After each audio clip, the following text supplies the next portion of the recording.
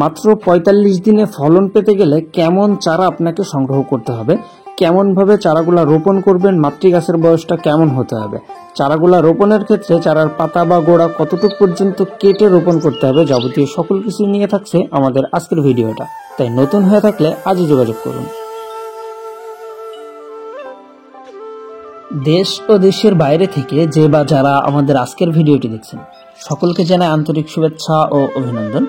তো দর্শক, আপনারা ইতিমধ্যে জানেন যে আমি বেশ কিছু লতি কচুর চাষ করি, প্লাস লতি বিক্রি, এমনকি পুরাতন জমির যে চারাগুলা সেই চারাগুলাও কিন্তু প্রতিনিয়ত আমি ডেলিভারি করে থাকি। আজকে আমার একটা পুরাতন জমি থেকে বেশ কিছু চারা ডেলিভারি করব।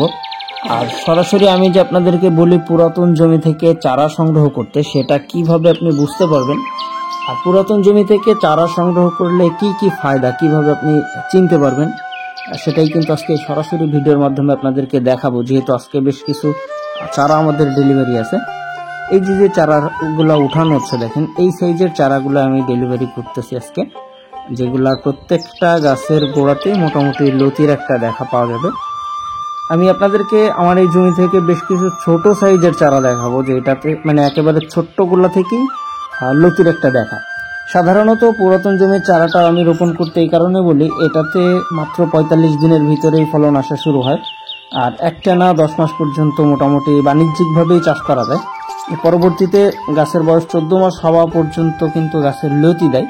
তবে যেহেতু বাণিজ্যিকভাবে 10 মাস পর্যন্ত এখান থেকে লাভবান হওয়া যায়, সেই ক্ষেত্রে আপনাকে ধরে নিতে হবে আপনার গাছ থেকে যখন ফলন দেয় তখন থেকে আপনি 10 মাস পর্যন্ত একটানা ইনশাল্লাহ ফলন পাবেন।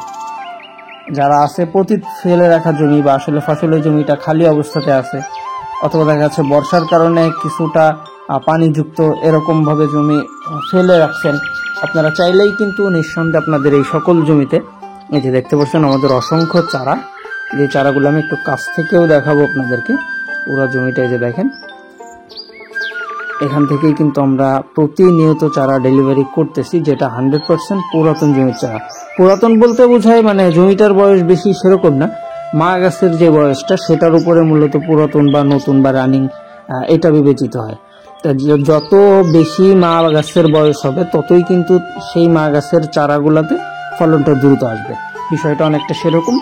আর এটা চাষের জন্য অবশ্যই আপনাকে ধানের জমিটা যেভাবে রেডি করতে হয়, অনেকেই মনে করে যে লতি কচু চাষ মনে হয় অনেক বেশি কঠিন কিছু বা আধ্যাত্মিক কোনো নিয়মকানুন আছে, আর সেরকম মোটেই না। আপনি ধানের জমিটা যেভাবে রেডি করেন, স্বাভাবিকভাবে আমরা প্রথমত ইউরিয়া এবং টিএসপি এই দুইটা সার ব্যবহার করি, যেটা শতাংশ প্রতি 500 গ্রাম এবং শতাংশ প্রতি 400 গ্রাম হারে আমরা প্রথমত জমিতে দিয়ে তারপরে চাষ করি।